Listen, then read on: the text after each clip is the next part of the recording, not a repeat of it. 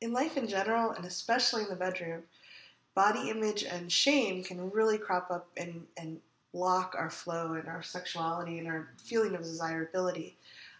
We have some amazing people here tonight, and we're going to talk about their best tips for getting past this. Yep. I'm Elizabeth Wood. And I'm Dan Powers with Beyond the Bedroom. And I'm Cathy Bartilli from the Intimacy Dojo. You know, there's one thing that I wanted to point out is that the body image issues are not only affecting women, but they're beginning to affect men just as equally. Yeah, and so that's a really important component that a lot of us women don't realize is happening to the men. So I want to put that out there. But anyway, we actually have some good tips. Well, we think they're good tips anyway. Yes. One of my favorite things to do is what we call a body tour. With every partner that I've had in the past probably 10 years, we will, especially near the very beginning when we're getting together, we will actually stand in front of each other and talk about my body from head to toe. And the value of this is that there's certain parts of my body that I might have a little bit of shame about or a little bit concerned about, and I definitely know my partners have had stuff like that. But when it's out there in the open and it's looked at and talked about, then it just kind of goes away. So you go over your body first, and then they go over their body. Mm-hmm. Yeah, the shame. A lot of the shame is so toxic when it's silent, Mm-hmm. and we're kind of taught that if we pretend it's not there, nobody For a long time, I pretended I wasn't big. Mm-hmm. Because then it wasn't true, but it was so awkward. Mm-hmm. And now I drop into almost every conversation when I meet someone that I know I'm a big person, and there's just a sense of, oh, okay, we all know it, we don't have to pretend. Yeah, that's brilliant. I love that. Yeah, so the body tour is definitely one of our favorite things. Just talking about it, getting it out in the open. And you can do it clothed first as well. If it's more comfortable. Mm-hmm. And it's sort of, for me, like when we did it, it was just, some of it was my nonsense. A lot of it is what's trapped in our head, when some of those things are the most beautiful parts about us.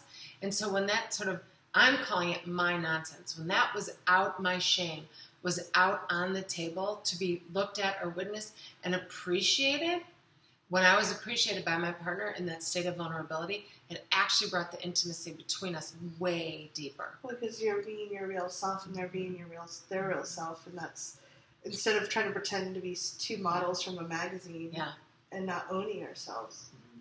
Yeah.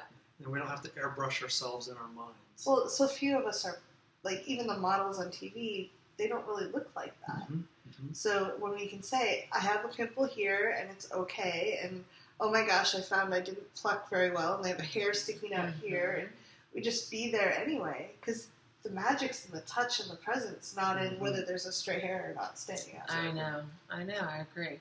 Do you have any good tips for us? For me, it was a lot about realizing, I kept thinking I had to be perfect. Mm-hmm. I would date someone or have sex, or I would enjoy myself. I would allow myself to be present and enjoy a touch when I hit a certain milestone that I never was reaching. I had to be a size 2 and perfectly fit. And even if I'd gotten there, I'm sure I felt like I couldn't have any pimples or gray hair. There was always something that was blocking me. And it was really just an excuse. And for me, it was saying, wow, I could wake up at 92 and say, I never got to experience that. Mm. So it's worth, just go out there and be connected with people and say, I'm bringing me as I am.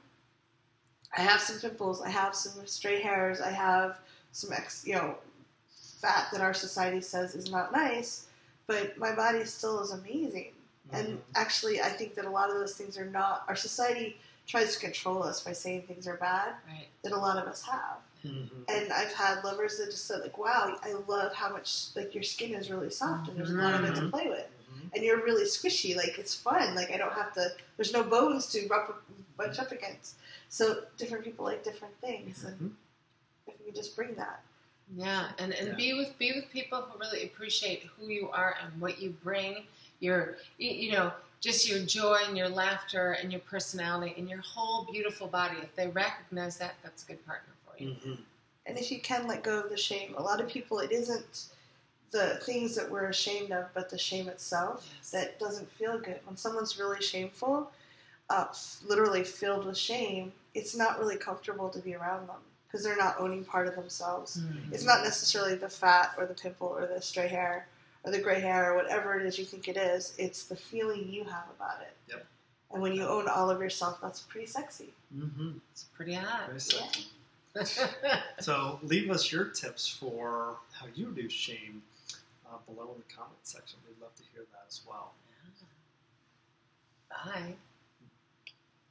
Congratulations on taking this time for yourself and learning these things. If you'd like to follow more of this, you can subscribe to my channel here.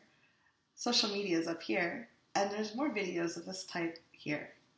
See you soon.